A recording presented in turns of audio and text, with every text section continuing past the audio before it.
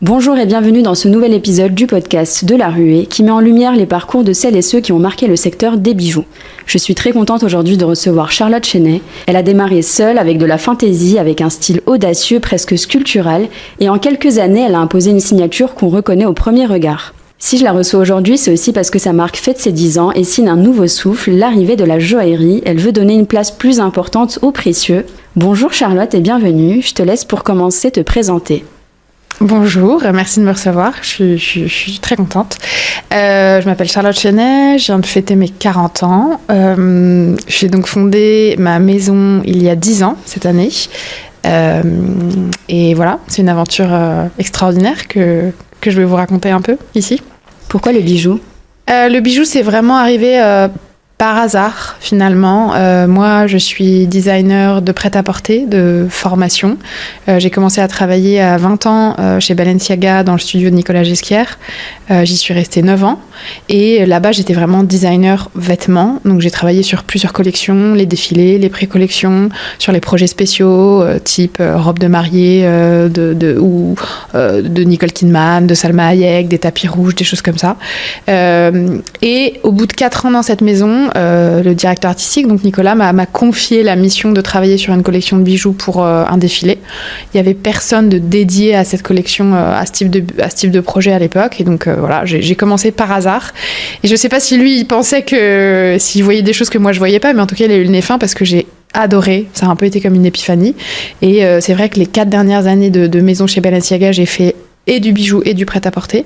Et puis quand il est parti pour prendre la direction de Louis Vuitton, j'ai eu la possibilité de travailler dans pas mal de maisons en freelance, mais surtout sur du prêt-à-porter, pendant 2 ans à peu près, sur des projets hyper intéressants, mais j'avais quand même une petite frustration, le bijou me manquait énormément.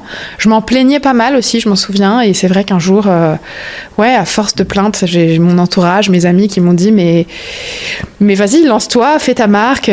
Pour la petite histoire, j'avais également auditionné, on va dire, j'avais fait des interviews pour un job assez important dans une grande maison pour faire leurs bijoux, que j'avais pas eu, mais c'est vrai que je m'étais beaucoup préparée pour ce job. J'avais fait un dossier, j'avais réalisé des fausses campagnes, j'avais travaillé sur le packaging, j'avais travaillé sur même le branding. Enfin, on m'avait pas du tout demandé tout ça, mais je m'étais vraiment prêtée au jeu. Et c'est vrai qu'en fait, sans m'en apercevoir, c'était déjà les prémices de ma marque. J'ai pas eu le job, mais finalement, quand je suis retombée sur le dossier il y a pas longtemps, et il y a des pièces de ma première collection dedans. Pourquoi la mode ? J'ai vu que c'était pas du tout ton parcours à la base. Non, alors mon parcours très très court avant la mode, il a été en prépa HEC parce que j'étais une bonne élève. J'étais une bonne élève au lycée et si on remonte encore à plus longtemps avant, je voulais faire médecine et c'est vrai qu'un jour ma mère m'a dit ma chérie, je crois pas que médecine c'est fait pour toi, mais elle me l'a dit assez tard. Je crois qu'elle me l'a dit genre milieu de terminale et je me suis dit mais qu'est-ce que je vais faire ? Moi j'ai pas réfléchi, je m'étais toujours dit que je ferais médecine et donc prépa HEC parce que j'avais des bons résultats à l'école, j'étais bonne en mathématiques parce que j'adorais ça, j'étais un petit peu geek de maths et je pensais qu'en faisant une prépa HEC, j'avais quand même déjà une appétence pour le milieu de la mode, le milieu du luxe, et je m'étais dit en faisant une prépa HEC, je pourrais toujours retomber sur mes jambes, sur un métier. À la base, je savais pas du tout ce que ça voulait dire, mais je disais oui, du marketing, du merchandising, des choses comme ça. Et c'est vrai qu'au bout de 3 mois en prépa HEC, j'ai tout fait. J'étais pas du tout à ma place. Et finalement, c'est ça qui m'a vraiment éveillée, on va dire, où du jour au lendemain, j'ai dit à mes parents que je voulais faire de la mode, et ils étaient très surpris. Je leur en avais jamais parlé avant, mais ils ont été très supportifs et ils ont accepté que je change mon fusil d'épaule, et j'ai intégré le studio Berceau l'année suivante. Donc tes bijoux, tu les dessines ? T'as vraiment ce côté-là ou t'es plus dans la direction artistique ? Moi, je dessine à la base mieux les vêtements parce que c'est ce que j'ai appris à faire et c'est ce que j'ai fait pendant longtemps. C'est vrai que quand j'ai commencé à vouloir dessiner des collections de bijoux, j'avais un peu des lacunes, on va dire, pour dessiner ce que je voulais faire. Donc j'ai détourné le projet et j'ai commencé à faire des maquettes avec mes mains, ouais, pas avec mes pieds, mais j'ai fait des maquettes en plâtre, en résine qui sèche, les choses que les enfants utilisent, de la pâte Fimo, de la céramique, un peu d'étain aussi parce que l'étain c'est un métal assez mou qu'on peut enrouler, qu'on peut twister. Donc j'ai fait beaucoup de maquettes au début. Et finalement, je pense que le fait de ne pas savoir dessiner ce que j'avais en tête, mais plutôt de le réaliser en 3D, c'est ça qui a aussi énormément et fait à ce qu'est la marque aujourd'hui. C'est que ça a jamais été quelque chose à plat. Ça a jamais été un projet en 2D. Ça a tout de suite pris forme et je me suis amusée tout de suite à mettre ces bouts de maquette finalement, à les poser sur ma main, à les poser sur mes oreilles, à les poser sur le dessus de mes doigts et à me dire finalement c'est pas une boucle d'oreille, c'est une double bague. Finalement cette double bague on va la faire tenir sur le haut de l'oreille. Enfin, j'ai beaucoup cherché à faire ce que ce projet devienne très personnel parce que, alors c'est vrai qu'il y a 10 ans, c'était, on s'en souvient pas forcément, mais à l'époque, le métier un peu à la mode, c'était un peu d'être dessinatrice de bijoux. Enfin, il y avait beaucoup de marques, de jeunes marques de bijoux, pour la plupart qui n'existent plus aujourd'hui, et qui émergeaient et qui étaient souvent, tenues par des... On appelait ça des hit girls à l'époque. C'était pas les influenceuses, c'était les hit girls. Et c'est vrai que moi, je voulais pas du tout être assimilée à ce projet. J'avais vraiment quelque chose de personnel à dire sur le sujet. Et je me disais, si je fais une marque, il faut vraiment qu'elle soit singulière et qu'elle soit personnelle. Et que sinon, ça servait à rien. Ça m'intéressait pas de faire une marque supplémentaire. J'avais aucune envie de faire ma marque, en fait. J'avais juste quelque chose de très personnel à dire. Si tu devais résumer ta vision du bijou en une phrase, ce serait quoi ? Moi, je suis pas une passionnée de bijoux. Je suis désolée d'en décevoir certains. Je suis une passionnée de la forme, en fait. Donc, pour moi, si je devais le résumer, c'est plutôt l'obsession pour la courbe, pour la forme, qu'elle soit portée ou posée sur une table, en fait. Ok, donc raconte-nous un petit peu entre ce moment où tu dis « Ok, je lance ma marque de bijoux » et le moment où vraiment tu crées ta marque, tu lances ton site, peut-être tes réseaux sociaux, comment ça se passe ? C'est très rapide. Ça avait vraiment été très rapide. Le moment où je pense j'ai décidé de lancer ma marque, ça a été à la fin de l'été 2014 à peu près, septembre-octobre. Au même moment, je suis tombée enceinte de mon premier enfant. Et c'est pas pour entretenir un mystère, mais je ne me souviens pas si j'ai lancé la marque, enfin si j'ai décidé de lancer la marque en premier ou si je me suis aperçue que j'étais enceinte. Dans ma tête, c'est tellement dans un mouchoir de poche que je pense que ça s'est limite joué la même semaine. Et j'ai présenté ma première collection en mars, donc quelques mois plus tard. Enceinte de 6 mois donc, et j'étais soutenue par des ateliers avec qui j'avais travaillé chez Balenciaga. J'ai été soutenue par mon attaché de presse, qui est mon attaché de presse aujourd'hui, qui s'appelle Lucien Pagès, qui est un ami de longue date et qui m'avait dit le jour où tu te lances, je serai là pour toi. J'ai été soutenue par également mon ami Rabi Kérouz, qui a toujours son studio et son atelier Boulevard Raspail et qui m'avait invité à présenter ma collection chez lui pendant la semaine de la couture. Enfin, c'était pas la couture, c'était le prêt-à-porter. Mais c'est vrai que j'ai eu des soutiens qui ont fait que ça a été un exercice très smooth, très smooth. Et vraiment, j'y allais tellement avec aucune attente que mais j'étais très naïve en fait quand j'y repense. Par exemple, la première fois que j'ai présenté chez Rabi, j'avais même pas pensé à comment présenter mes bijoux. Je les ai posés sur une table. Je les ai juste posés sur une table. J'ai eu de la chance parce qu'il a bon goût, donc il a que des belles tables. Mais pareil, les photos, on avait fait des photos l'avant-veille avec Tim El-Kaïm qui débutait sa carrière à l'époque et j'avais demandé à une amie qui avait des très belles mains si elle voulait bien faire la mannequin. Et j'avais même pas pensé à lui demander si elle avait des oreilles percées pour shooter les boucles d'oreilles. Donc elle ne les avait pas, bien sûr. Donc au final, la moitié de la campagne de la première collection s'est shootée sur moi.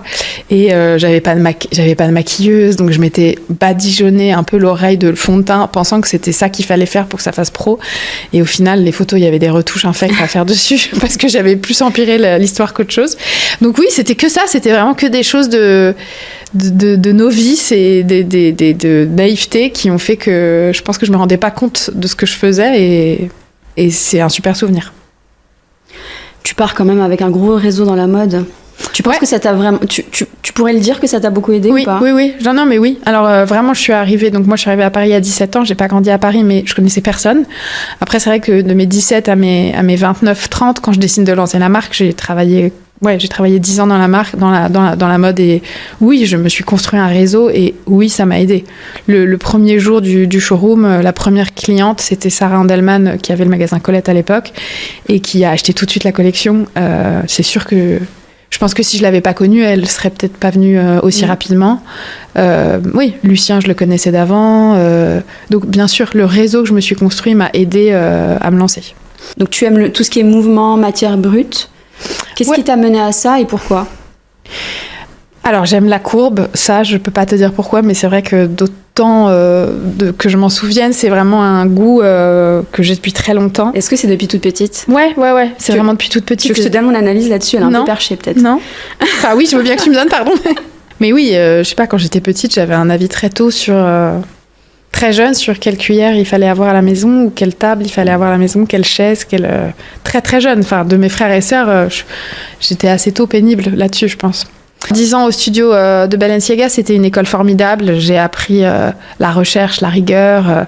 C'était un vrai laboratoire de recherche. C'était extraordinaire. Une saison, on faisait une technique. La saison d'après, on oubliait tout. On passait sur une autre technique. C'est super enrichissant. Et je pense que ça m'a beaucoup formée aussi à modeler mon goût et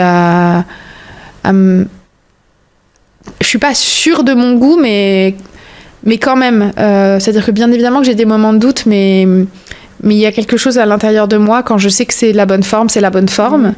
Et comme je le disais tout à l'heure, quand j'ai commencé à faire mes premières maquettes, le fait de ne pas pouvoir dessiner ce que j'avais en tête, mais au contraire de le chercher, ça m'a libérée, en fait. Ça m'a énormément libérée.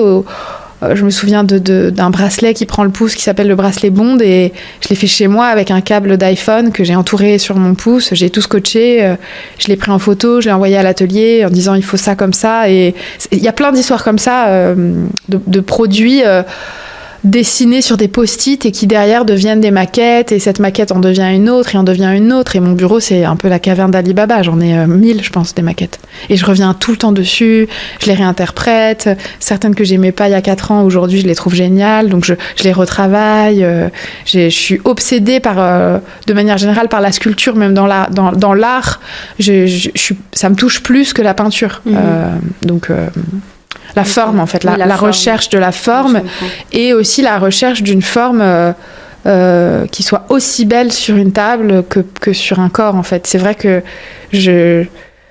ça m'intéresse, cette double recherche. Je me suis jamais arrêtée. Il y a plein de bijoux que j'ai faits qui étaient super intéressants portés, mais quand ils étaient posés sur une table, je les trouvais moches et je les trouvais trop je sais pas comment dire, pas naturel, pas organique, ça m'allait pas, et donc du coup je les ai pas, je sais pas aller plus loin quoi, je les ai annulés. En fait, tu as réussi à faire, mais tu as réussi à faire un bijou très mode. Comment est-ce que tu vois les choses pour le passer en joaillerie ? Donc là, ça fait 3 ans qu'on travaille sur le lancement de la joaillerie au sein de la maison. Pour moi, c'était un peu comme une évidence. En fait, au début, je voulais me lancer en joaillerie, mais j'avais pas les moyens. Donc c'est pour ça que je me suis d'abord lancée en argent et en vermeil.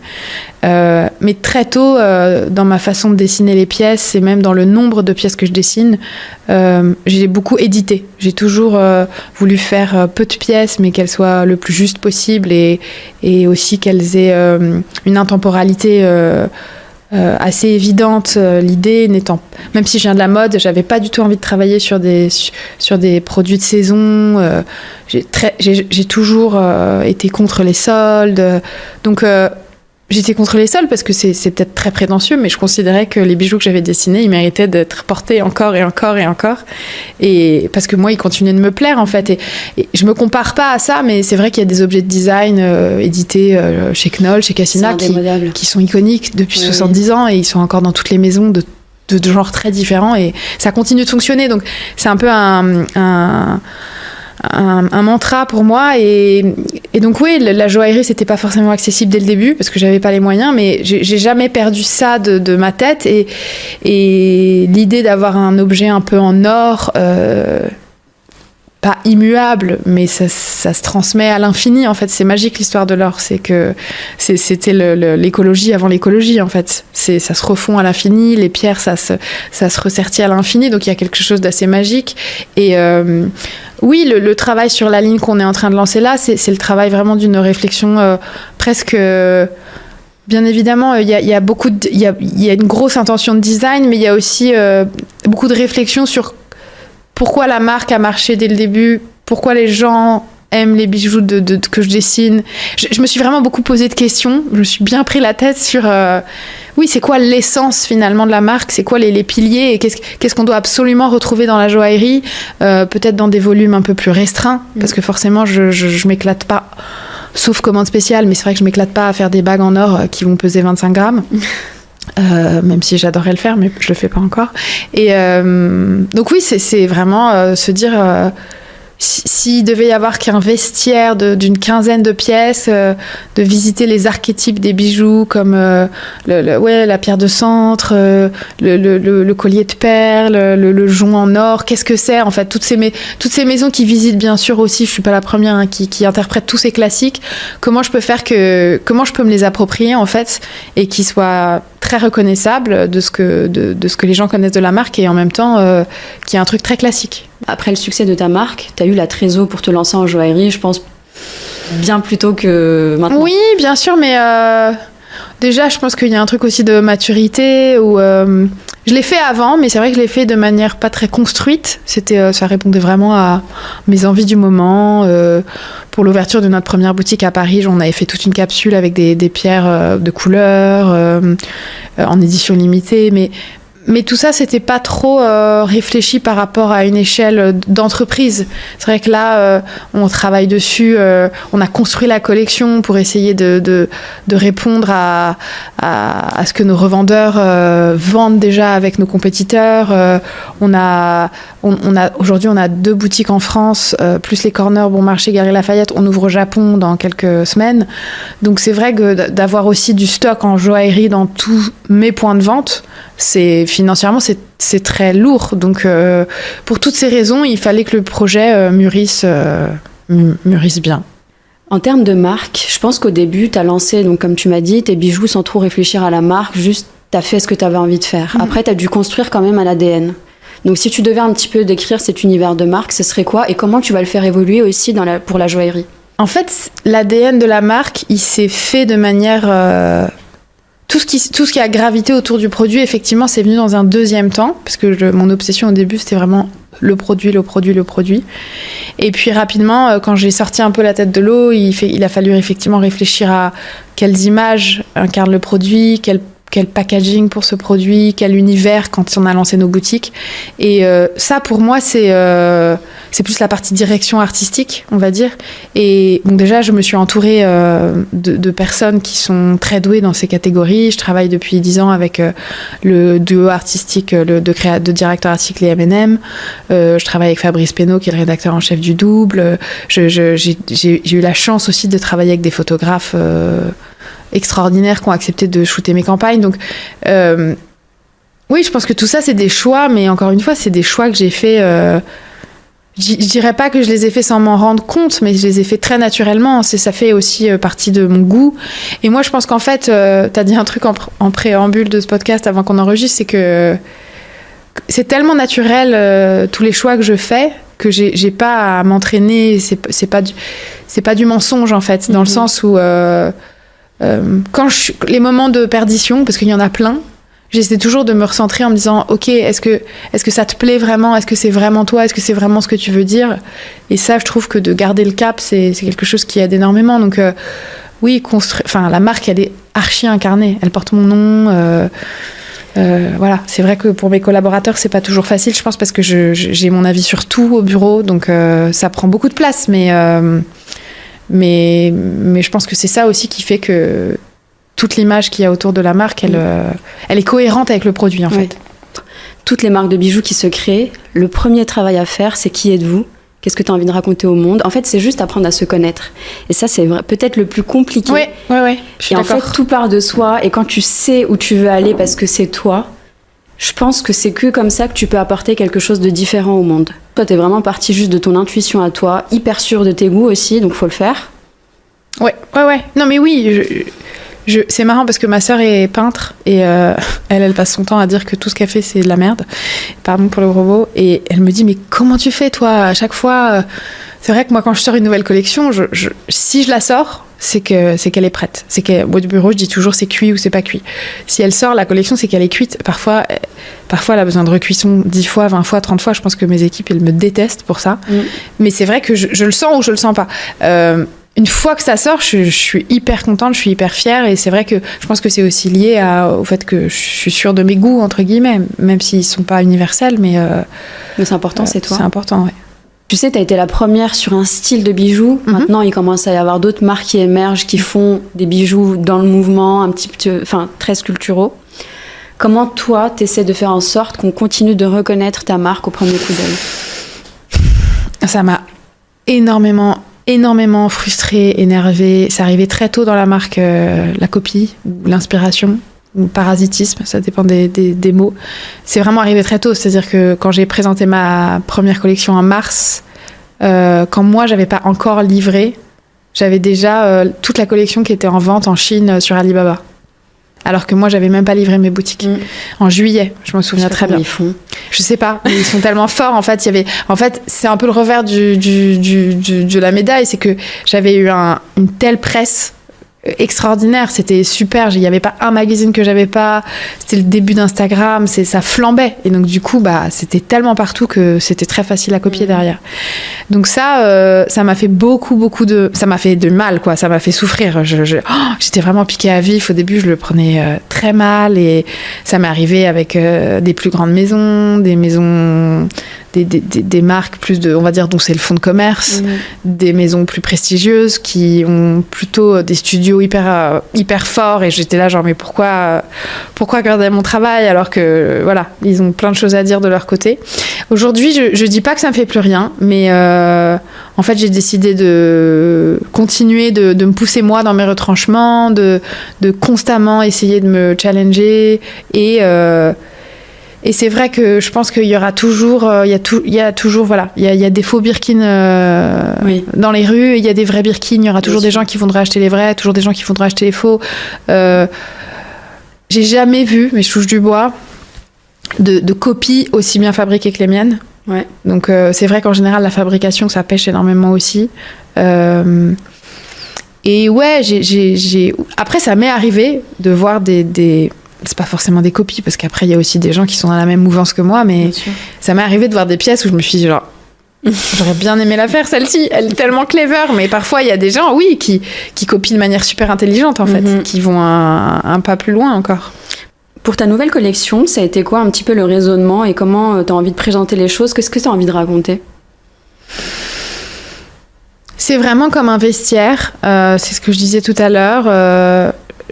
On s'est posé sur les archétypes un peu de la joaillerie, le motif, la pierre de centre, comment je peux me les approprier. Et donc on a construit, donc il y a 4 thèmes dans cette collection qui sont voués à se développer chacun. C'est vrai que souvent les maisons aujourd'hui, quand elles lancent un nouveau produit, elles lancent un produit. Ça va être le nouveau produit chez Tiffany, il n'y a pas plusieurs produits en même temps. Donc nous, on a beaucoup hésité. Mais comme, entre guillemets, c'était un terrain un peu neutre pour nous, qu'on s'est dit, si on veut être tout de suite compétitif, c'est pas forcément compétitif, mais si on veut tout de suite être présent, et on peut pas avoir que, par exemple, un thème avec une pierre de centre. Parce que si on est sur un client qui cherche autre chose, il va être obligé d'attendre la saison suivante, le lancement suivant. Donc c'est pour ça que tout de suite on a essayé de se dire qu'il fallait comme un minimum syndical. On s'est dit ok, ça c'est vraiment la base, comme un vestiaire, on s'est dit voilà, on peut pas lancer qu'une marque de t-shirt. Il faut qu'il y ait le t-shirt avec le pantalon, avec les derbies, voilà. Il faut qu'il y ait un peu la gamme complète, parce que sinon c'est dommage en fait. Donc c'est comme ça un peu qu'on l'a construit, cette première collection. D'accord. Là, elle est commercialisée officiellement ou pas encore? Elle est, elle va arriver. Donc les premiers à l'avoir, ça va être les Japonais dans la boutique de Tokyo, et puis on l'aura dans nos boutiques à partir de septembre. Je pense que le produit, pour moi, c'est le centre du projet. Vraiment, pour moi, le produit, c'est le centre du projet. Je pense qu'on peut avoir la meilleure image, le meilleur packaging, la meilleure égérie. Si le produit, il n'est pas bon, c'est mon avis. Il y a des marques qui marchent très bien aujourd'hui et qui, selon moi, n'ont pas forcément le meilleur produit.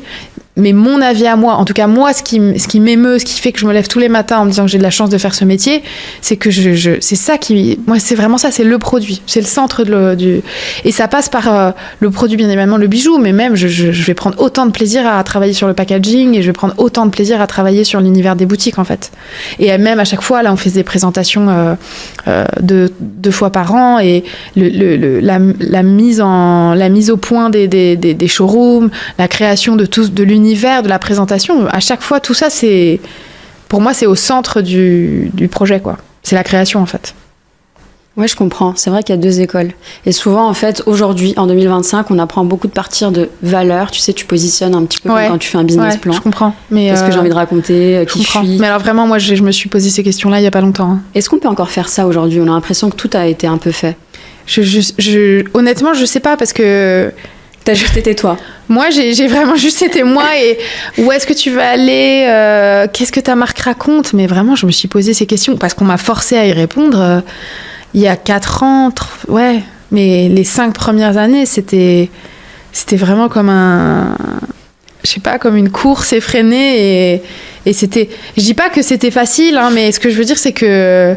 Oui, ce qui m'intéressait, moi, c'était de faire des belles collections. C'était de faire un beau produit, de le produire correctement. Enfin, ouais, je sais pas, je me répète, mais Et encore une fois, je dis pas que tout ça, c'est pas important, parce que je me rends compte aujourd'hui que c'est important. Au contraire, c'est ce qui va venir finir c'est ce qui va faire la différence entre un designer et un directeur artistique, finalement. C'est que aujourd'hui, je suis designer et directeur artistique de la maison. Et, mais alors qu'avant, peut-être, les premières années, peut-être j'étais juste designer. Est-ce que le passage à la joaillerie, c'est pas aussi dans un objectif de scale ? Si on parle vraiment purement business. De scale, je sais pas, parce que les investissements, ils sont énormes pour se lancer en fine. Surtout, moi, si je veux prétendre avoir une proportion correcte de joaillerie dans mes boutiques à Paris et au Japon, ça fait des implantations très très lourdes financièrement. Donc on verra comment le retour sur tous ces investissements, ça j'espère qu'il sera positif, mais on pourra en parler dans quelques mois ou même dans 1 an. J'ai pas envie d'être trop impatiente. Je pense que le côté business de la marque, j'ai jamais été même si je suis très design, j'ai quand même les pieds sur terre. Mes 2 parents avaient chacun leur entreprise. Et c'est quelque chose d'assez naturel pour moi. La boîte a été assez vite rentable. Mais c'est vrai que les 4 premières années, on faisait que du wholesale. On faisait que du wholesale, un peu de online. Ton compagnon, il t'a rejoint au bout de combien de temps ? 5 ans. D'accord. Donc ça fait 5 ans, ouais. Donc tu cherchais un associé, c'est ça ? Ouais. Je cherchais quelqu'un, en fait, parce que je sentais que ça me dépassait. Et je sentais que je faisais mal les choses. En tout cas, que je faisais pas... Il y avait plein de sujets que j'effleurais ou que vraiment je faisais pas bien. Donc j'ai commencé à rencontrer des potentiels...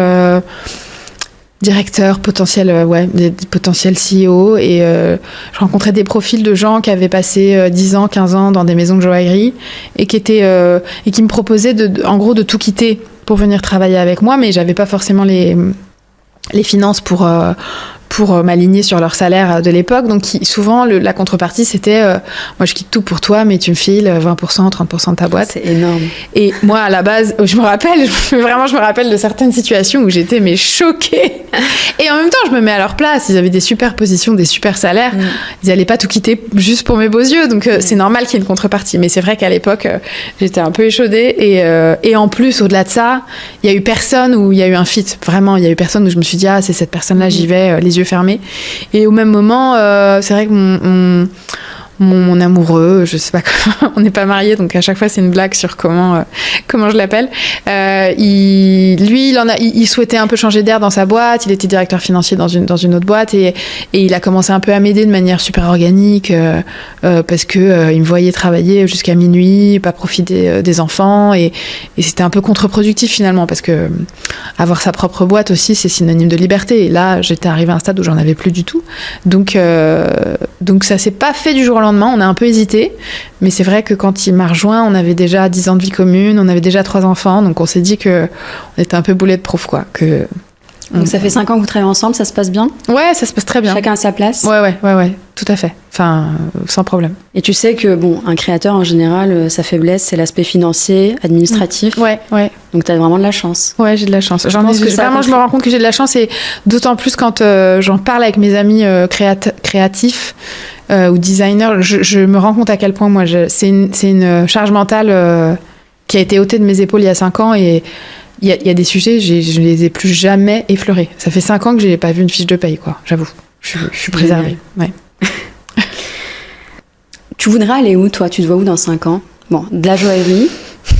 Ouais, de la joaillerie. J'espère que le public va comprendre le projet et va adhérer, parce que ça me tient à cœur et que j'ai pris énormément de plaisir à le faire. Donc maintenant, j'ai envie d'en faire plus. Mais c'est vrai que ouais, j'espère qu'on va m'inviter à faire d'autres projets créatifs en parallèle. Comme voilà, tout à l'heure, je parlais de Christophe. Moi, j'adorerais faire une lampe, j'adorerais travailler sur une assise, mais ça, c'est pas des choses où je me sens de le faire seule pour le moment, en tout cas. Donc, ouais, j'espère que le projet va continuer de grandir comme une. En fait, je vois vraiment l'histoire comme une maison. Certes, de joaillerie aujourd'hui, mais pas que. En fait, je fais un peu de sculpture à côté, donc je me garde un petit terrain de jeu, quoi. On finit par les questions-réponses. Ouais. Si tu devais te décrire en quelques mots. Non, décrire tes forces. Efficace. Je suis assez rapide. Et je suis assez, en général, quand même sûre de ce que je veux. Donc c'est vrai que pour travailler, je pense que c'est important. Si tu avais un message à communiquer au monde, ce serait quoi?